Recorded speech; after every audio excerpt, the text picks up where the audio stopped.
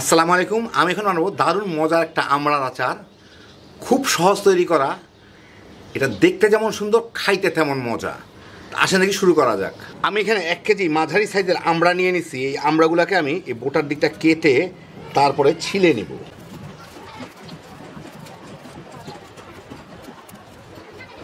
ভালো করে ছিলে আমি এগুলোর মধ্যে কতগুলো আঁচড় কেটে নিব, এটা যাতে না ফেটে যায়।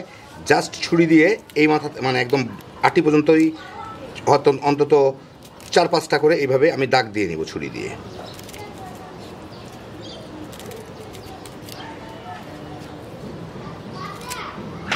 পাঁচটা দাগ দিলাম, এরকম 5টা-6টা যেটা যে কটা পারি দাগ দিয়ে নিব। এখন এগুলোকে ভালো মতো ধুয়ে নিব।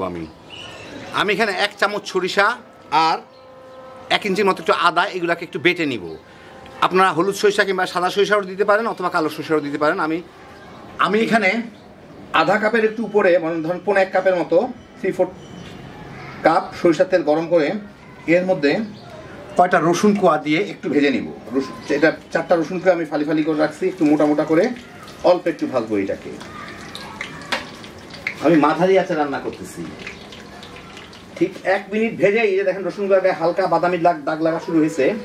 এখন আমি এর মধ্যে দিয়ে দিচ্ছি একটা তেজপাতা ফেলে রাখছি, 3-4টা শুকনা মরিচ 2-1টা ভেঙে নিছি, আর সামান্য একটু 5 ফোড়ন, এটা আধা চামচের মতো 5 ফোড়ন দিয়ে এর সাথে নাড়ানাড়ি করেই কয়েক সেকেন্ড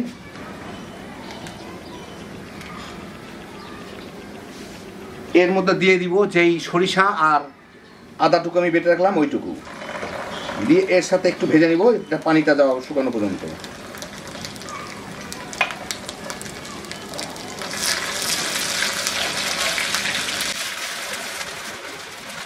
এই সরিষার তেল দিলে ফেনা ফেনা হয়ে যায়, বোঝা যায় না, মাঝে মাঝেই প্রায় উঠায় দেখতে হবে কোনো কিছু পুড়ে গেল নাকি। খুব বেশি সময় ভাজার দরকার নাই। এই আধা মিনিটের মতো ভেজেই সরিষাগুলা আমি এখানে 1 কাপ গুড় নিছি, এর মধ্যে আমি 1 কাপ গুড় দিব। কেউ চাইলে চিনিও দিতে পারেন।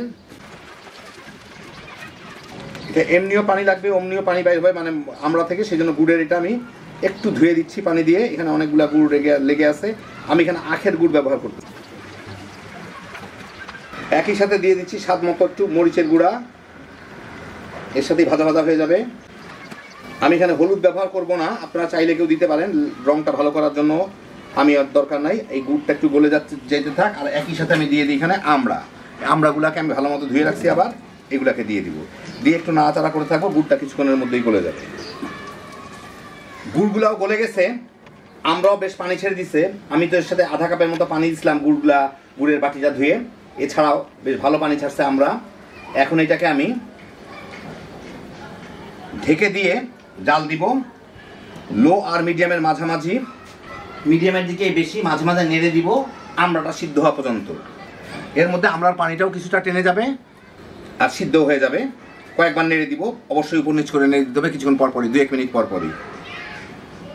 প্রায় 20 মিনিটের মতো জাল দিলাম। দেখেন সব কিছু কমে আসছে, আমড়াটাও তো অনেক আগে সিদ্ধ হয়ে গেছে। আমি একটু জাল দিয়ে ইয়েটাও কমাই নিছি, ঝোলটা।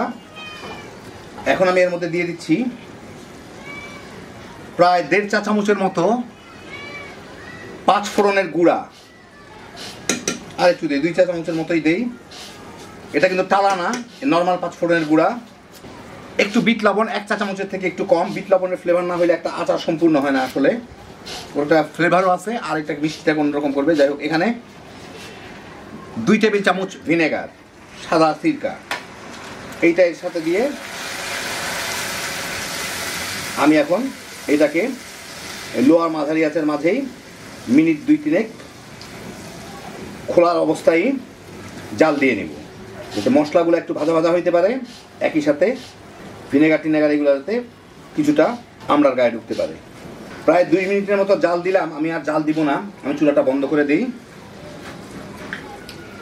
এখন কেউ যদি সংরক্ষণ করে রাখতে চান, এটা কিন্তু সাধারণত তেলের নিচে ডুবায় রাখা হয়। এই গুড়গুলা নিচে চলে যাবে, তেল উপরে চলে আসবে।